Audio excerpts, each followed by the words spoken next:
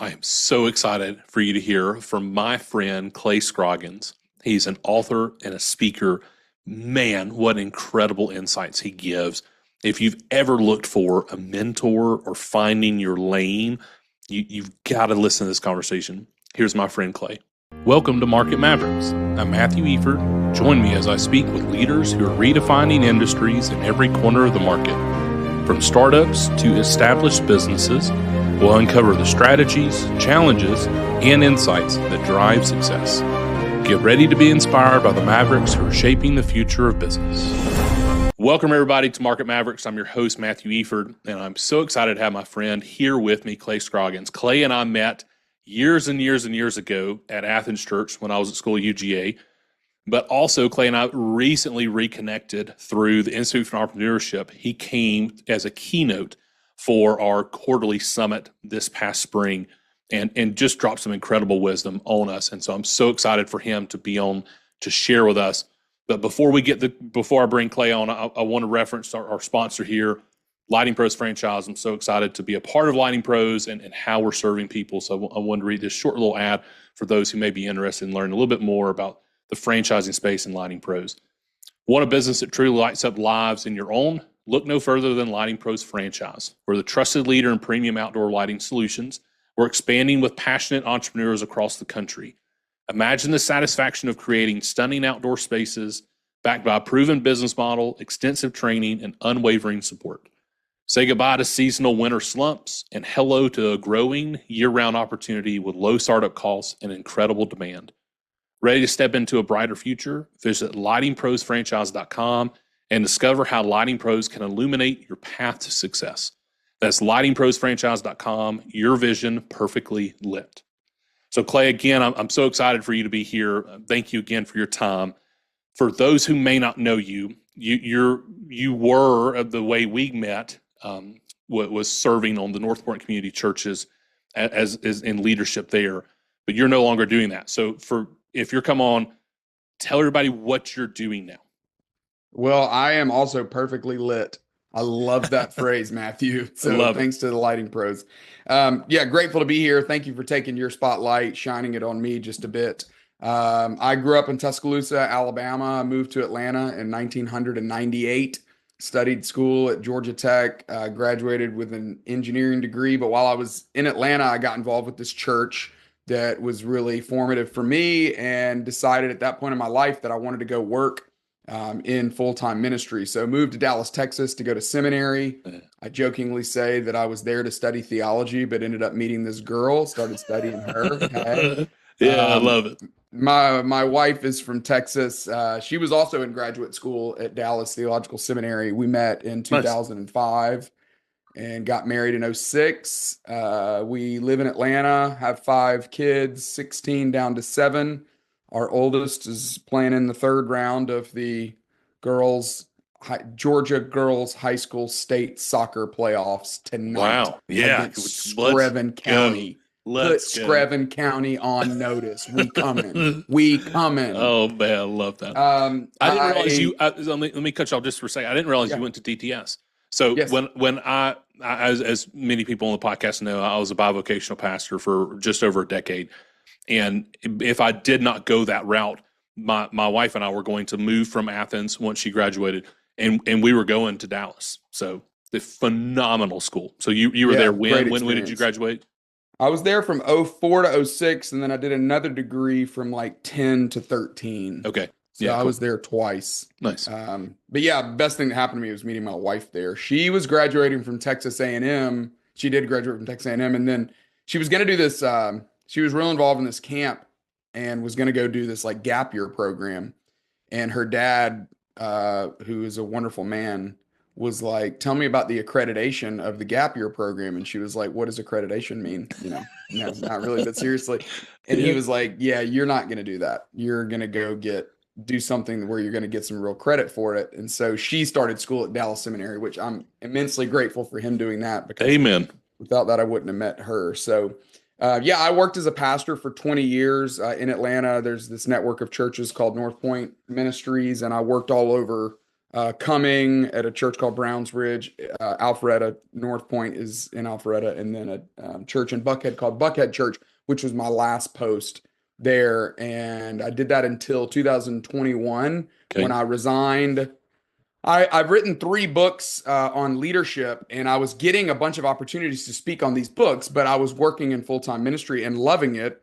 And it was really my wife. I'd kind of hit a lid in the church that I was at, and there really wasn't more. There was more for me to do, but not necessarily. The future was not as bright for me at that point Sure. after having been there so long. Yeah, Still, it sure. was what I say is it was my dream job, but it was no longer the right job for me. Okay. So, because of my wife's encouragement, she was like, "Hey, whenever you go and speak places, that's what you seem like you really love to do. Can't you turn that into a career?"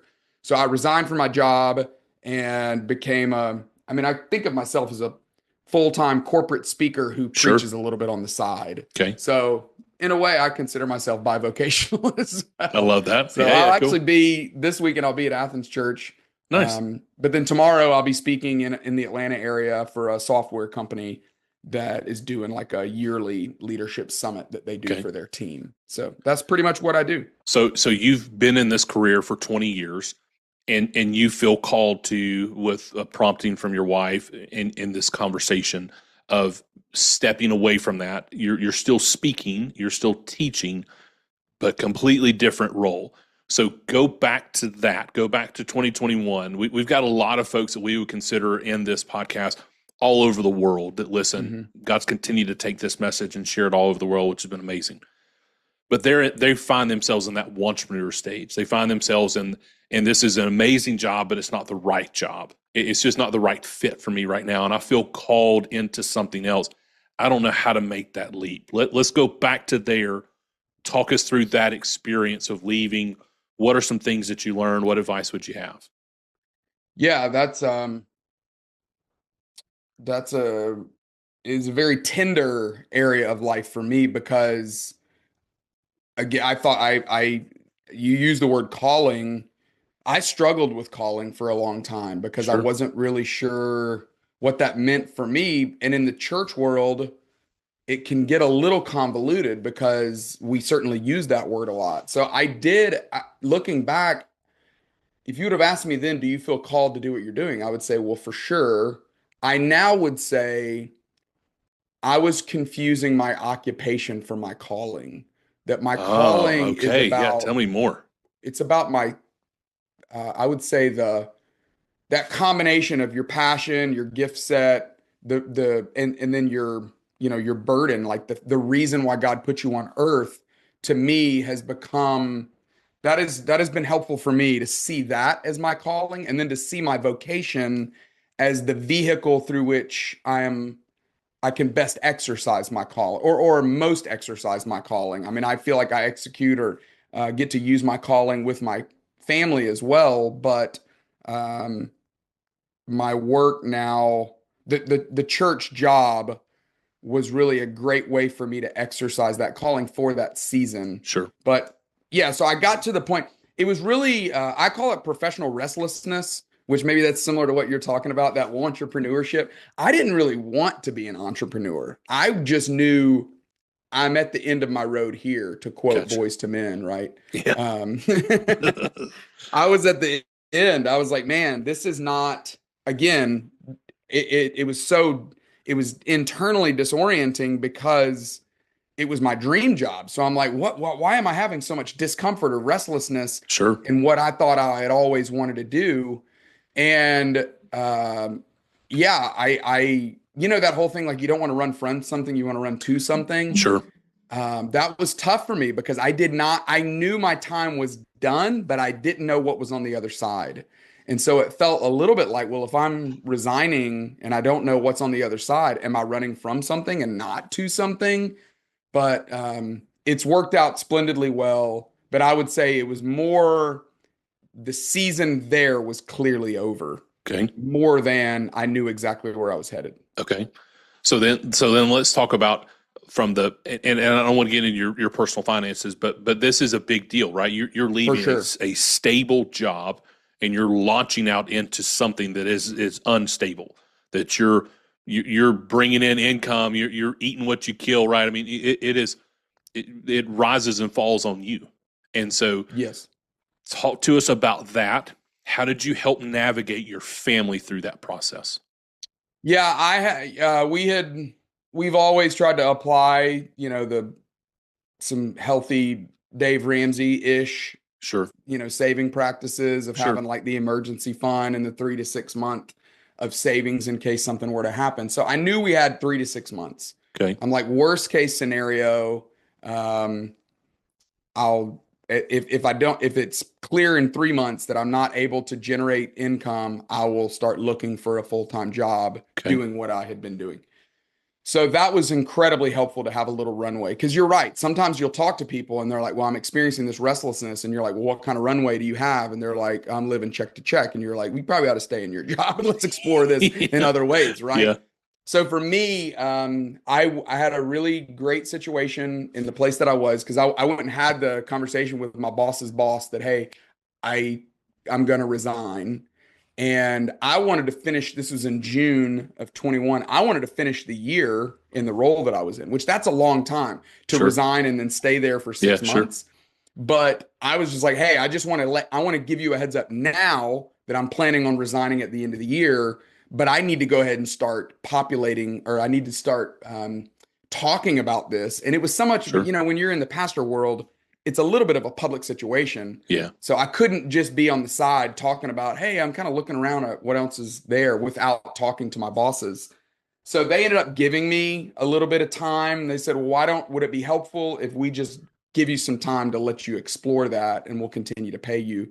That was tremendously helpful as well. So I had that plus the savings. So that gave me a little bit of a longer runway. Cool.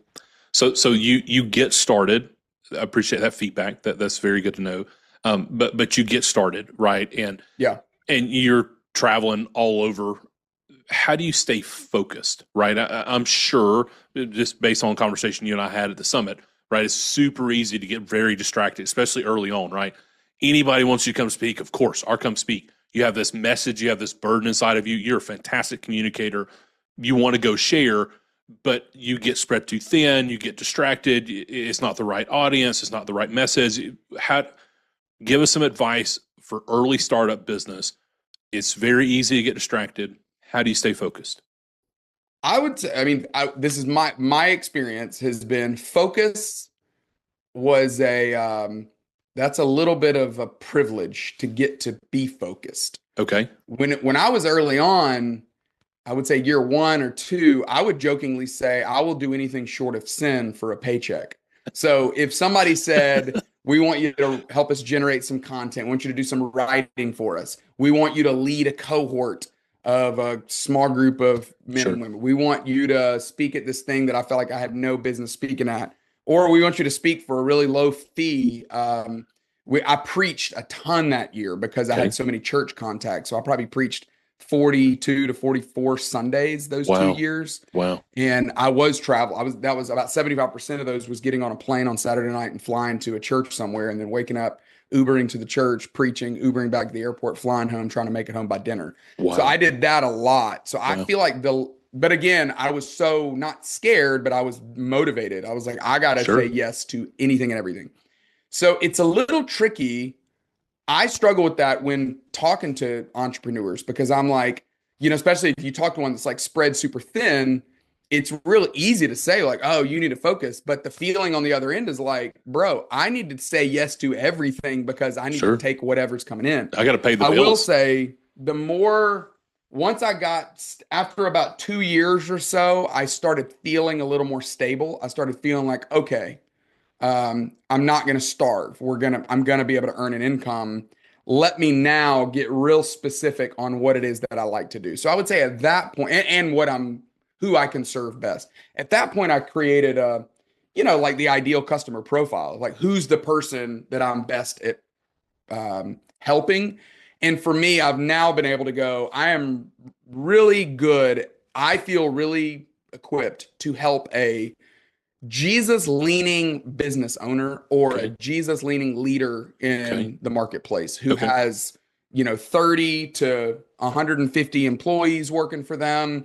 They want to do a yearly it's usually like an offsite that they do every year. They Sure. want to do a lot of their own strategy and vision and tactical work, but they want somebody to come in for a session and invest in their team.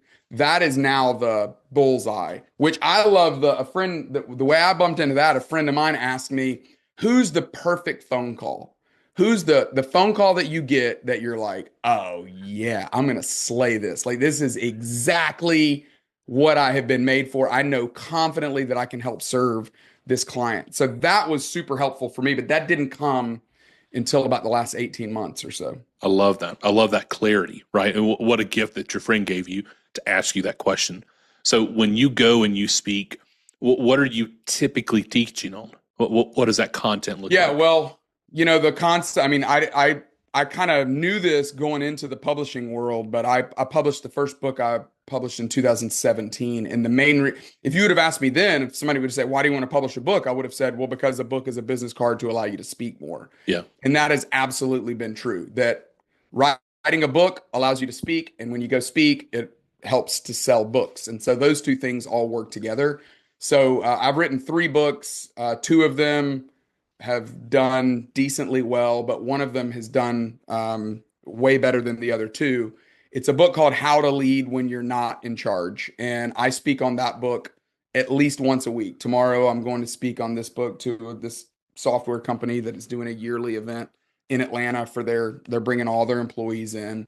And it's exactly what I just referred to, that this is an ideal customer. Yeah. And they've asked me to come in. They've given me 90 minutes and they go, hey, we want you to motivate our team, empower our team, encourage our team, inspire our team, and provide an hour and a half. I think of it as I want this to be the greatest hour and a half of leadership development content that you have ever heard. I want you to be incredibly engaged. I want you to learn some things, but I want you to do something different because of it. And the whole goal of me speaking is I want every person in that crowd to walk up to the boss afterwards and go, thank you for bringing him in. That was awesome. Yeah. Because Awesome. if I can make a hero out of the boss, who's the one inviting me and paying me, I feel like that's the win for me. I love that. And one of the things, this is just kudos to you, Clay. Anybody who's heard you speak, I admire a lot the way you communicate valuable information, but with clarity and a sense of humor. It's extremely engaging. So anybody who's listening to this that falls into that realm, just a pitch to you, Clay. I mean, phenomenal speaker, phenomenal content, really engaging. It's not the boring. It's not the people checking their phone. You're in your sweet spot. So thank you for that. Thank you. Can I throw this out there? And I'd love for you to answer Please, this too, or to give your opinion of this.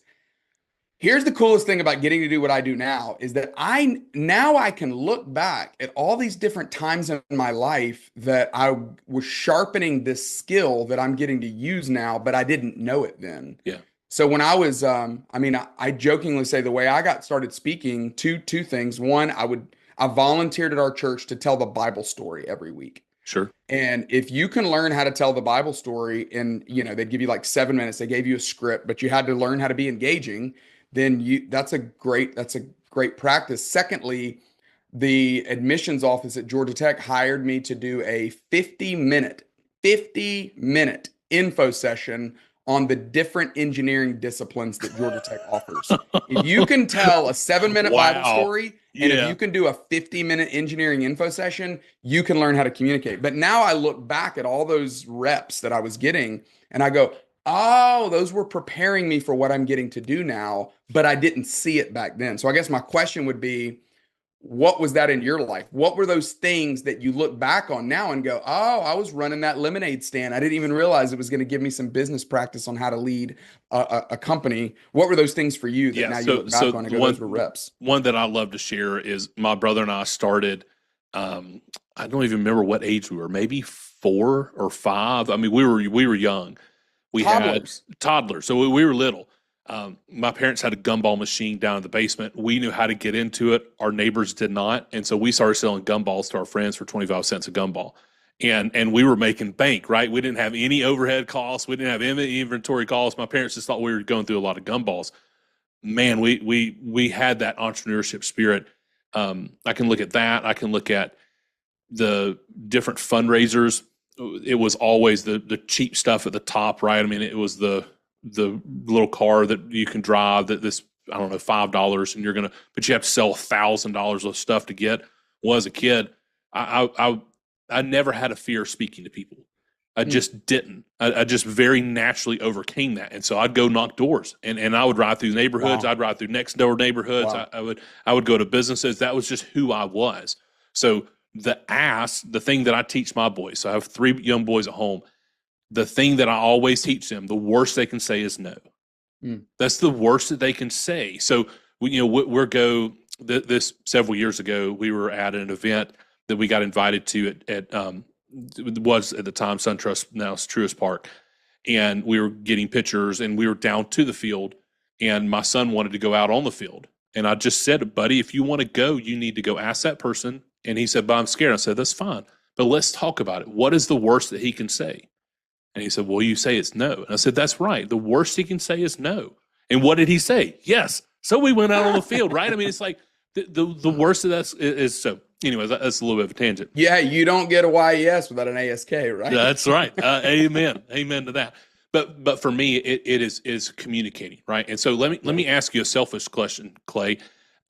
As someone who has a book coming out this fall, as someone who is speaking a lot more, especially as the podcast grows, as our business ventures grow, as we get into more opportunities, what advice would you have? You can say it directly to me. It can be for the audience too, but as you're navigating life as a dad, as a man of faith, as a husband, and as a dad to 5, how are you navigating the pull on your time, right? Because as a speaker, as a communicator, you're going to people. That's part of your profession, as you said, 42 to 46 weeks a year. Obviously, you're not in that speaking time frame on the church side anymore. You've gotten a little bit away from that. But talk us through, what are some tips, what are some things that you found to successfully navigate that pull between your home life, your marriage, and time investing in your kids, and providing for them and being out on the road? I'll give you a couple of thoughts. First of all, my wife and I are in lockstep on it. So we have we've I feel like we have communicated as well as we can about expectations. Cool. So she understands the interdependence between work and family. If my family falls apart, work's going to suffer. If work Amen. falls apart, we're not going to be able to live indoors and be able to have food. So Sure. she gets that. So she's like, get out there and hustle, my dog. Let's do this.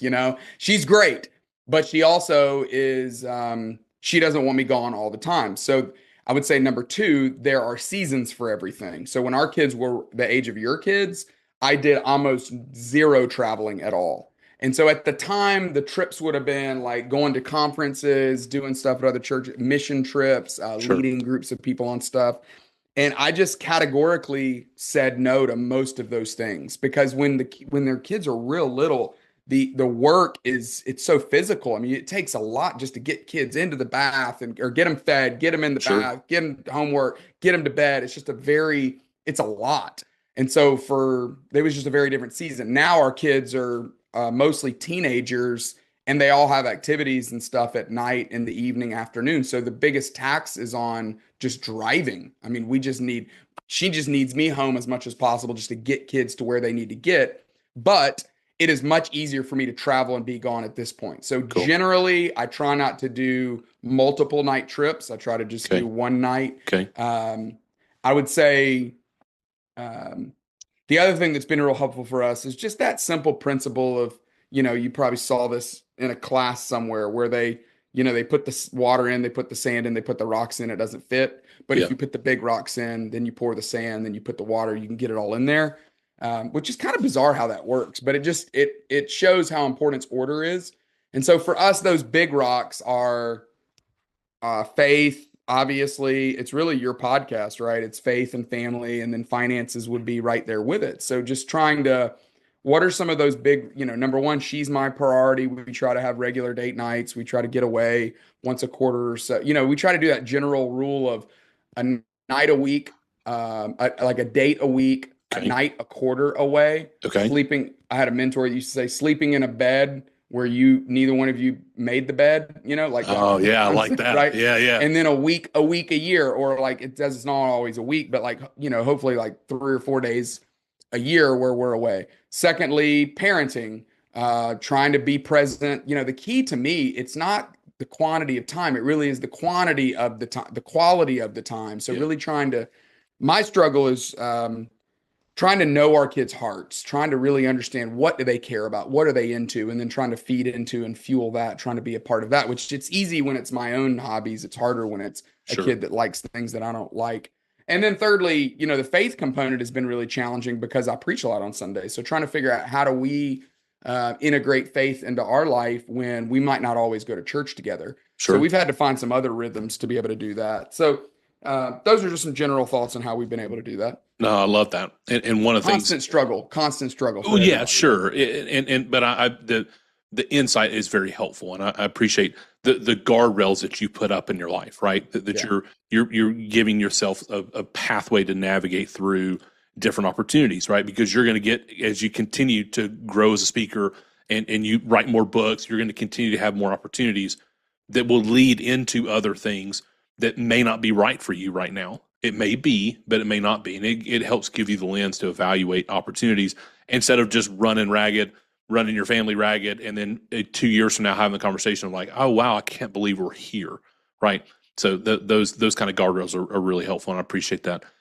Clay, one of the things I love to get to encourage our audience is this idea of mentorship, right? It's all throughout the church, discipleship, small groups, mentoring, but in the business world, we see so many entrepreneurs try to go at this alone. So talk to me, give some advice to our audience around this idea of mentorship. How have you leveraged mentorship yourself? How are you seeing that invest in your business? How are you seeing that transform businesses that you're helping mentor and mentorship programs? Give us some thoughts on that. Well, you're the one that has a board of directors, I just learned this morning. I So do. you are more of an expert on this topic than I am, but I'll share just a couple thoughts. I do think what you have there. I was just talking to a good friend of mine who's an executive at Rollins, the big pest control company, Yeah. and he's in the process of doing the same thing of putting together a board of directors, thinking through. I like that term SPIRE, that acronym: Okay. spiritual, physical, intellectual, relational, and emotional. Thinking about your life in those categories. Oh, I But is like it that. possible to have somebody in each one of those areas, right? And if not, you could just do, work, faith, family would be helpful too. But I think whether or not you meet with these people on a regular basis, having somebody in your mind that is, hey, that's the person that I look to, that's the person that I'm going to with those kind of questions. I think the way we approach mentors is really important. I think now you and I are getting to the age where, for a while you were always on the other end where you were asking somebody else to mentor you. You're at an age now where now people are coming to you going, Yeah. Matthew, will you meet with me? Will you coach me? Will you help develop me? Some things that I've learned being on this end of it is when somebody wants to come and say, hey, would you mentor me? And they just want this constant ongoing relationship, but they're not bringing questions. That is much more difficult. I would say go the person that you have in mind that would be like the person for one of those categories: spiritual, physical, intellectual, relational, emotional. Pick one of those people and just go and say, people love when you say, can I get your advice about this topic? Yeah.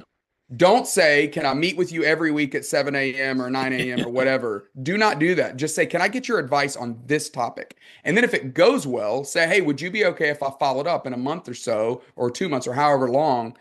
Because I love what you had to say and I want to go try some of that. And then I want to come back and bring, then go and do the thing they've asked you to do. How frustrating is it when you give somebody advice for something and then they don't do the actual thing? But you got to be willing to Amen. go, if I'm going to ask them, I got to go put this stuff into practice.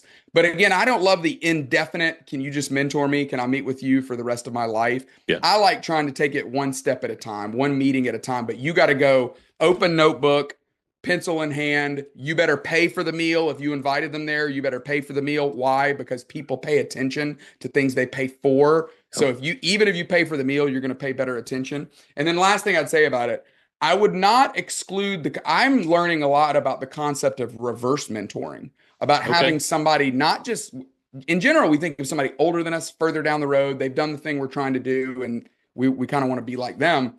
I would also think about somebody who's 10, 15, 20 years younger than you in some cases. Who's the person that sees the world differently? AI is a great example of this. I would have, what I've learned through AI, I would never have learned if I did not have a 30-year-old that I really see as a reverse mentor. I Love meet that. with him regularly and I'm going, hey, teach me, show me the way you see. I'm 45 now. I need somebody that is in a different generation, that thinks differently, that sees the world differently. It helps keep me fresh, keep me on my toes, and hopefully keep me a little more youthful. I love that. What an incredible perspective. I don't have anything to add to that, Clay. I mean, and I appreciate you giving the shout out to my board of advisors. That the audience here, that if they've been around since the beginning, they know that was the start of this podcast, right? That I felt called to do that. I actually read Jeff Henderson's book, and he talked about that. Yeah, And I've Jeff been has that, sure, for sure. had been kind of working with a mentor of like, hey, what would it look like for me to establish this? Let's put some parameters around it. And he did something that I appreciated. He said, why don't you go and try it? Instead of saying, hey, here's how you should do it, which is exactly what you just said, right? He was mentoring me in a way that allowed me to lead myself. And then I came back to him a month later when we met, and I said, here's all the work that I did over the last 30 days. What advice would you have from here? Man, the conversation was incredible. And then from there, I started my board of advisors. We meet once a quarter. We go over faith, family, fitness, or faith, family, finances, my 3 Fs. That's what the podcast is based on, right? It's this idea of how do I live on purpose in these areas.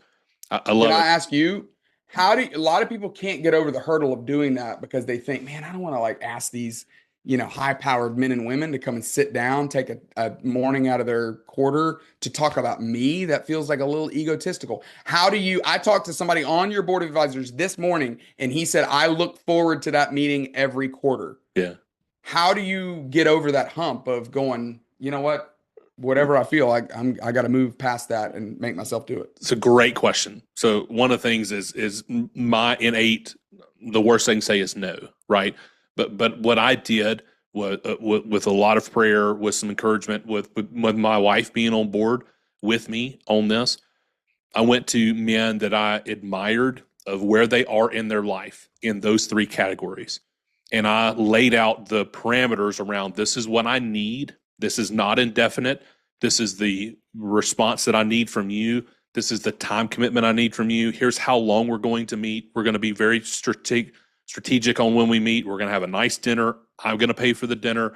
This is the things that we're going to go over. Here's the type of advice that I'm looking for. This is what I'm needing for this amount of time. And it was amazing. All 4 of them, the 4 that I approached initially, all 4 of them said 100% yes, we will be there. That it was, and they've all, just like the one that you met with this morning, all of them have consistently told me, man, we love doing this. We love being able to give back. This is the reverse mentoring side, right? Because I have a different perspective. Most of them are 30 years older than I am. So I have a different perspective on life than they do. I'm able to help encourage them. A lot of them, they have kids my age. So I'm able to give them some perspective on them as dads mentoring their sons. So I love it. I highly recommend anybody doing it. I'm happy to share that framework. If anybody wants to reach out, podcast@thelightingpros.com. I can send you my board, the parameters that I have. It's a free PDF. You can have it. So while we were talking, I just got this text. I met with a guy 2 weeks ago who was trying to get into the speaking world. Yeah. And I get that, maybe once a week, I'll have a conversation with somebody who's interested in trying to figure out how to either write a book or speak more about the stuff that they want to talk about. This guy specifically wanted to get into it as a profession. And here's the text he said, he sent. He said, hey, thanks again for the meeting with me a few weeks ago. I've been talking about our conversation almost nonstop with friends and mentors since then. I think this is the year to take the plunge. To that end, and then he mentioned somebody that I had mentioned. He said, would you mind introducing me to that person? Well, in that case, I'm like, yeah, of course, because this guy's just like, everybody's got an ego, everybody's so I hope that's not flattery for him to be like, I've been thinking about it nonstop. But the fact that he's like, hey, you took the time to meet with me. I've been thinking about it a lot. And then he's now following up. To me, that's gold. Like that's what it's all about, hopefully. Well, the big thing is the heavy lifting should be done by the mentee, right? That's right. That's what that person's bringing to the meeting. That's what I bring to my board of advisors. They are there to advise. They're not there to do the heavy lifting. They pray for me. They encourage me. They provide wisdom for me. But they're not leaving with homework. They're not leaving with homework, right? It is a very different feel when somebody's showing up to that meeting. And so then the ask of them is so much less, right? If I'm asking them to prepare for that meeting, if I'm asking them to bring a lot of stuff to that meeting, that we're in a different ask at that time. When it's something I need you to be here, be present during this time. Here's a couple of things that I need from you during this time. Outside of that, you can call me anytime or call you if I have a random question. But that's what's worked really well for us. So Clay, we're coming up to the end of our time. Man, I appreciate it. I could talk to you all day, and I'm sure we'll have you back. I know we will. Let me kind of close on this. When you look back over the last 10 years, I'd love to kind of close on this idea.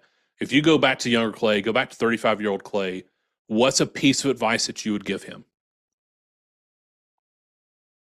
Well, the thing that pushed me over the edge to step away from this very comfortable W-2 job and also a wonderful job was I had these four friends that